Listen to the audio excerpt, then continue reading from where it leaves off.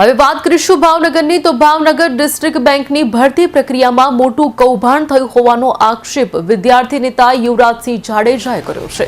તેમણે ભાવનગર બહુમાળી ભવન ખાતે જિલ્લા રજિસ્ટ્રારને આવેદનપત્ર પાઠવ્યું હતું।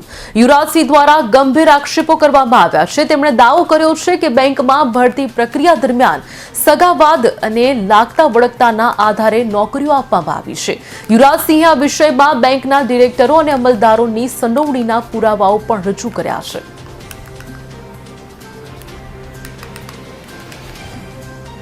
અને ફોટા સહિત તમે આ બધી બાબત મૂકશો। યુવરાજસિંહ સમગ્ર મામલાને કોર્ટમાં પડકારવામાં આવશે કે કેમ? ચોક્કસપણે આ તમામ બાબતોમાં જો ડિસ્ટ્રિક્ટ રજિસ્ટ્રાર કે સ્ટેટ રજિસ્ટ્રાર અમને સંતોષકારક જવાબ નહીં આપે તો આગળના દિવસમાં ગુજરાત હાઈકોર્ટમાં તમામ આધાર પુરાવા સાથે CDR DVR થી લઈ A to Z વસ્તુ ખોટા જે ડાયરેક્ટરના દીકરા દીકરી નામ જોગ બધી જ વસ્તુ અમે આને કોર્ટમાં લઈને જશું। અને અત્યારે ડિસ્ટ્રિક્ટ રજિસ્ટ્રાર એવું કહેતા હતા અમને કે ભાઈ અમારી પાસે તો સત્તા છે અને આ તો ઓટોનોમસ બોડી છે, આવું કહેતા તમને।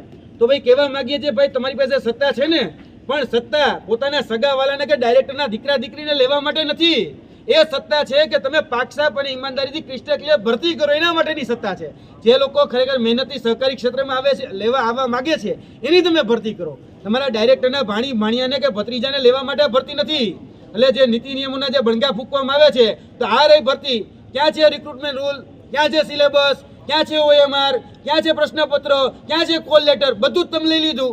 કોઈ વસ્તુ તમે જાહેર નથી કરી અને નિમણૂક યાદી તમે જાહેર નથી કરી, તમે મેરિટ યાદી જાહેર નથી કરી અને તમે કહો છો કે તમે પાકસાપ છો, તમે ઈમાનદાર છો અને તમે બહુ પારદર્શિતાના ગુણગા ફૂકો છો, તો જાહેર કરો ને મેરિટ યાદી, જાહેર કરો ને બધાના નામ, કેમ જાહેર નથી કરતા? એટલે આની અંદર આગળના દિવસોમાં જો અમને આ સંતોષકારક જવાબ ન મળ્યો તો યાદ રાખજો કે ખાલી હાઈકોર્ટ સુધી નહીં, આને મુદ્દો વિધાનસભામાં પણ ગુંજાવવાની તૈયારી અમારી છે।